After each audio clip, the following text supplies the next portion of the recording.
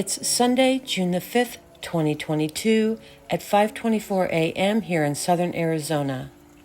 This is the TheOneHiraethProject's DiaryCast number 42, entitled Distance Montage.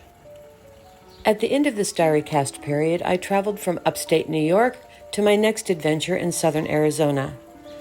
In DiaryCast number 36, I talk about my departure from the Seattle-Tacoma area on my way to upstate New York on a red-eye from the overnight between the 19th and the 20th of April. I talk about the fact that I was seated next to a gentleman who was speaking to people who weren't there. He was a bit detached from reality, as well as the fact that in front of me was a screaming baby for the full 4.5-hour flight. What I didn't know at the time, but alluded to, was that I was curious to see where all this chaos was going to take me, because it had been my experience that when such chaos appeared in my life, that it was always, and I mean always, followed with its exact opposite, a type of spiritual knowing, the type that is so divine, so full of grace, that I can't help but know it comes from a place beyond my ability to totally comprehend. And that's exactly what happened. Now, in retrospect, being that I have that entire adventure behind me, I can look at it as if an observer. And in this time with you, I wanted to review that experience and offer the postulate, once again, that the world just may not work the way that we think that it does. I'll begin with an excerpt from DiaryCast number 36, where I talk about some of the items just referenced. Now, that excerpt in its total is 9 minutes long, so I'm going to create a montage so that I can capture the highlights of the experience had during that red-eye flight from the Seattle-Tacoma airport to North Carolina and on to Syracuse, New York. The first flight was to North Carolina, was about 4.5 hours long, and left at 10 p.m. I was in seat 22F, which is a window seat. The young man who took the middle seat next to me was probably in his mid to late 20s, kind of reminded me of a 70s rock star with the most beautiful, wild, curly hair about shoulder length, jeans, and some kind of a t-shirt with a hoodie on. The first thing he did when he sat down was to pull the hood over his head and kind of disappear, or at least that seemed to be his attempt. So my first impression of him was, he's a normal kind of guy. All of a sudden, the gentleman next to me began using all these hand gestures while this hood was over his head, and I just watched him. I figured, maybe he's just tired. And then he began to talk to people that weren't there. Now, that isn't anything too unusual for me, because I have run into plenty of people along my adventure trail that are just like that. My concern was for him. I wanted to make sure that he was going to be okay because we had a 4.5-hour flight in front of us. Now, what I had yet to mention is that in the seat directly in front of me was a screaming baby of maybe 6 months old, if that. And that lovely baby screamed the whole time we were in the air. I'm going to share a piece of that here so that you can hear how shrill his voice was.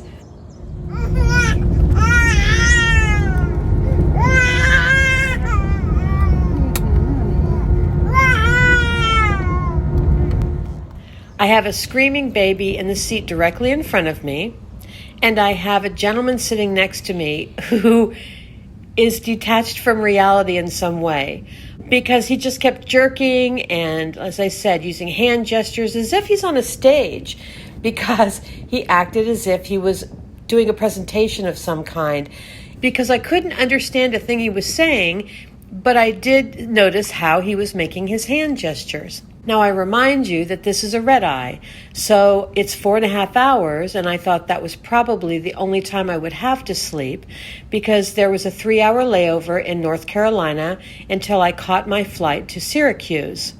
For the next 4 hours, I had to play kind of a game of tag trying to manage this chaos. The first 20 minutes, I have to admit, I was a little frustrated simply because I'm in a window seat and I can't escape. I can't even get up and stretch my legs. I can't lean up too far because the baby is at the top of the seat for the most part, screaming right in my face. And the guy next to me was falling on me throughout the whole flight.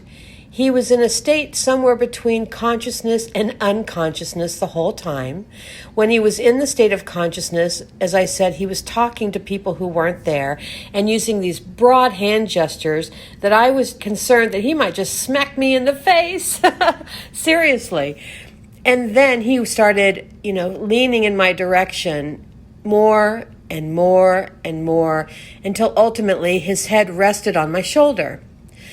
At first, and now this being more than 20 minutes into it, I had found my way through meditation and just trying to go within to release and relax into the flow of this chaos and attempt to kind of put a bubble around myself so that I could have order within more as an observer while not actually feeling like I was a part of the process so I could maintain my calm.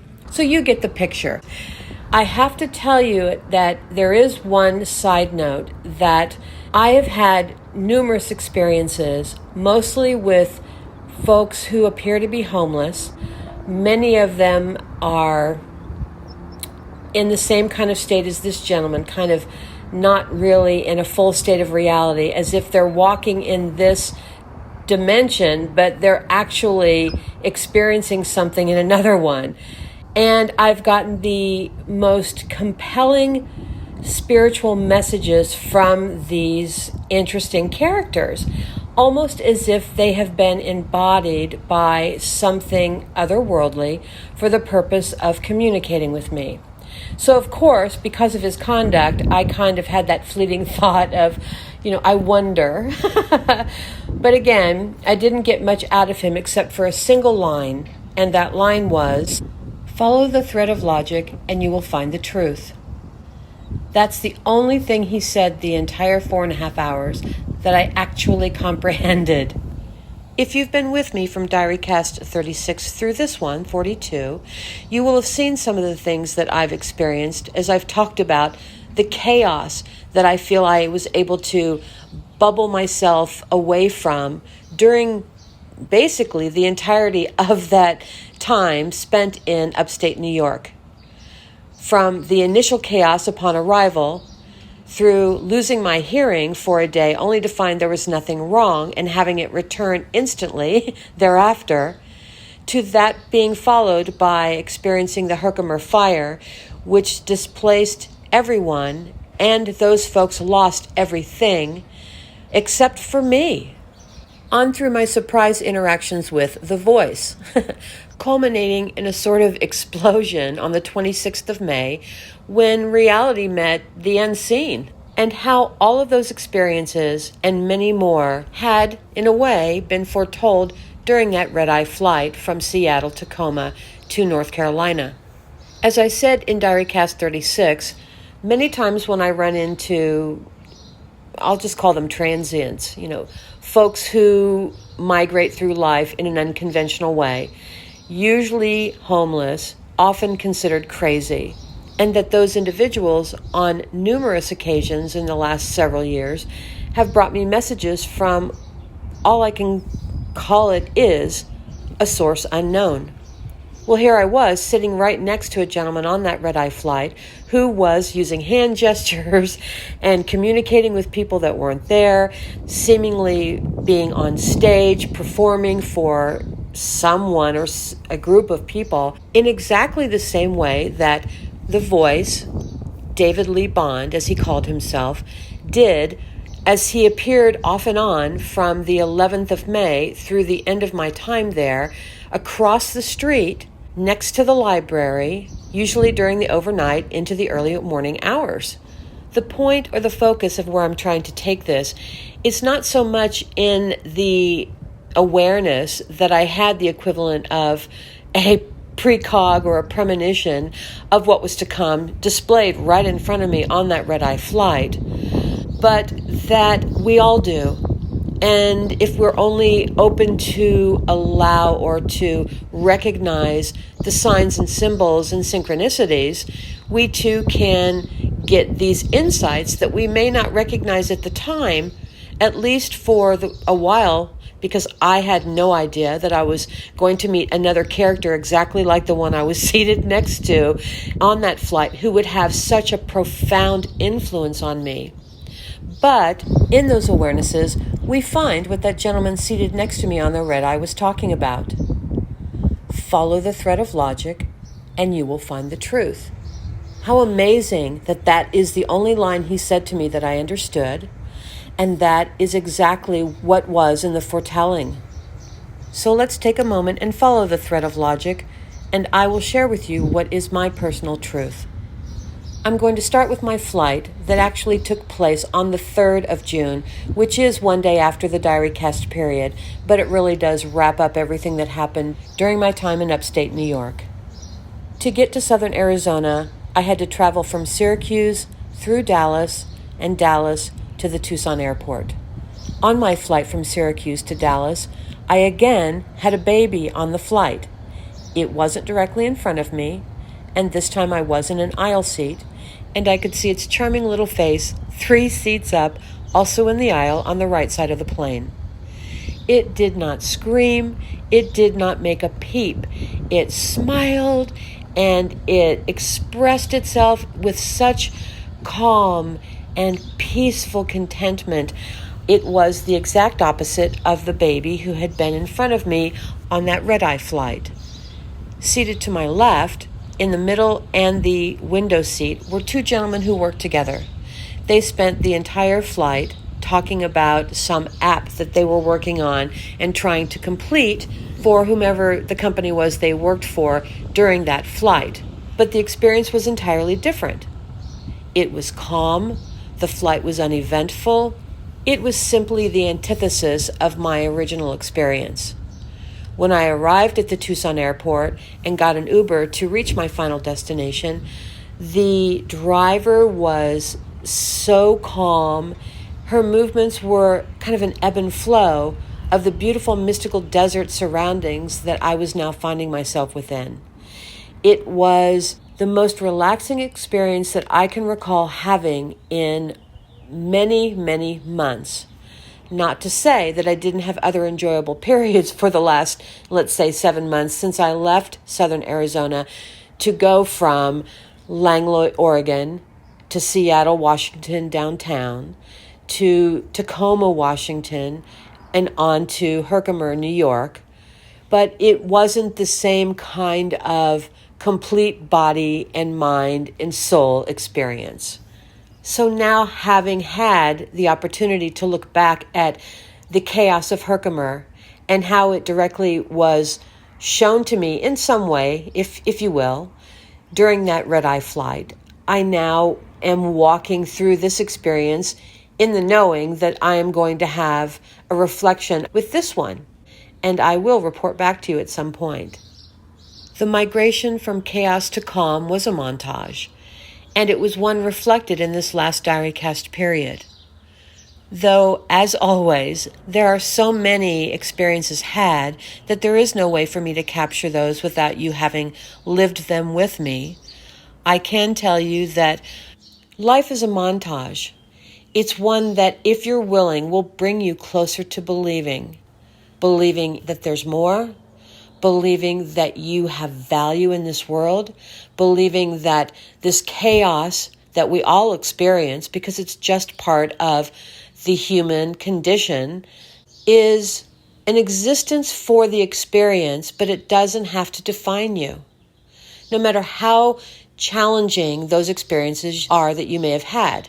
And I'm sure there are some out there who are saying, yeah, but you don't know that I had this happen to me, whatever this is. Well, you know what? You don't know what's happened to me either, do you? But yet here I stand with all of the good, bad, and middle ground experiences in this montage of my life, knowing that I am more and that there is more. The most rewarding experience that I had during this DiaryCast period was on the 1st of June.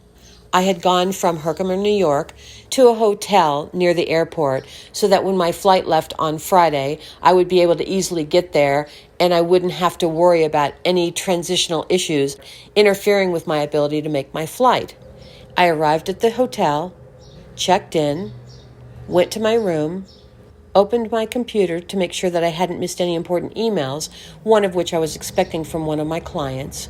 And what I found instead were 3 emails and 2 Facebook notifications thanking me as a result of watching the last DiaryCast number 41, the one where I talk about the voice, David Lee Bond, the experience of death or transition or migration through the montage between life and what is next. I would love to share them with you, but of course they're confidential and they are private in the sharing with me. But they all essentially said the same thing. Thank you. Thank you for taking the time to share your perspective. Thank you for expressing gratitude for giving them something that they could relate to when it came to their own losses, one of which was actually an individual who had lost one of their longtime childhood friends within this DiaryCast period, feeling like it was talking to them from this friend. To another who talked about this being the 1-year anniversary for them having lost a parental figure that meant the world to them, and how they felt lost until they then felt found when they watched that DiaryCast.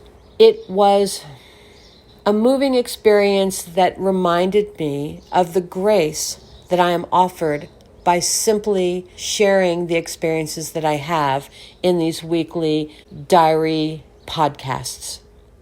Observing life from a distance, recognizing the montage from A to Z and 1 to infinity. We all do find that moment when we recognize that we are closer to believing.